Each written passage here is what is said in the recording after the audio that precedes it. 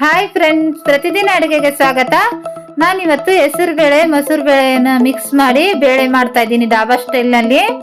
1 cup ಹೆಸರು ಬೇಳೆ ತೊಗೊಂಡಿದ್ದೀನಿ, 1 ಕಪ್ ಮೊಸರು ಬೇಳೆ ತೊಗೊಂಡಿದ್ದೀನಿ. 2 ಬೇಳೆ ಮಿಕ್ಸ್ ಮಾಡಿ ಚೆನ್ನಾಗಿ ತೊಳೆದು 2 ಕಪ್ ನೀರನ್ನ ಹಾಕಿ 1 ಗಂಟೆ ನೆನೆಸಿಡ್ತಾ ಇದ್ದೀನಿ. ಟೈಮ್ ಜಾಸ್ತಿ ಇದ್ದರೆ ಸ್ವಲ್ಪ ಜಾಸ್ತಿನೇ ಇಡ್ಬೋದು ನೆನೆಯೋಕ್ಕೆ. ಒಂದು ಕಡಾಯಿ ಬಿಸಿಟ್ಟಿದ್ದೀನಿ, 1-2 ಚಮಚದಷ್ಟು ಕುಕ್ಕಿಂಗ್ ಆಯಿಲ್ನ ಹಾಕಿದ್ದೀನಿ.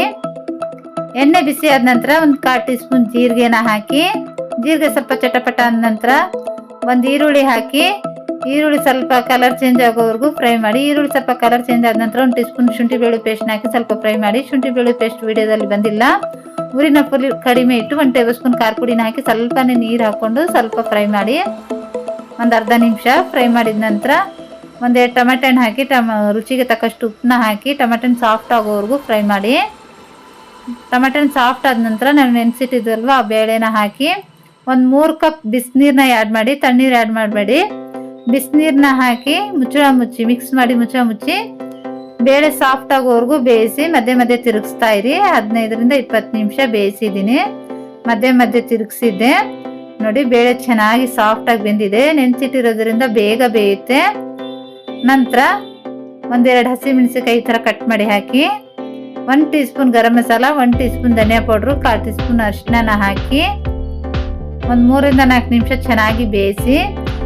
ನಿಮಗೆ ಥಿಕ್ ಬೇಕಾದರೆ ಇಷ್ಟೇ ಇರಿ, ಸ್ವಲ್ಪ ತೆಳು ಬೇಕಾದರೆ ಸ್ವಲ್ಪ ಬಿಸಿನೀರನ್ನ ಆ್ಯಡ್ ಮಾಡಿ. ಇವಾಗ ಇಲ್ಲಿ 3-4 ನಿಮಿಷ ಬೇಯಿಸಿ ಕೆಳಗಡೆ ಇಳಿಸ್ಬಿಟ್ಟಿದ್ದೀನಿ ಕಡಾಯಿನ. ನಂತರ ಒಂದು ಕಡಾಯಿ ಬಿಸಿಟ್ಟಿದ್ದೀನಿ ಒಗ್ಗರಣೆಗೆ.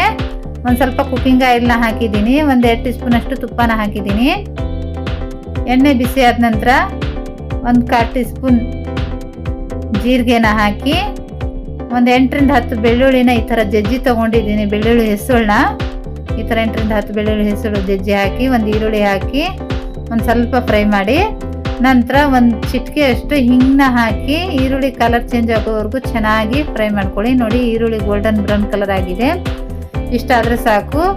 ಗ್ಯಾಸ್ನ ಆಫ್ ಮಾಡಿ ಈ ಒಗ್ಗರಣೆನ ಬೇಳೆಯಲ್ಲಿ ಹಾಕಿ ರೆಡಿಯಾಗಿದೆ.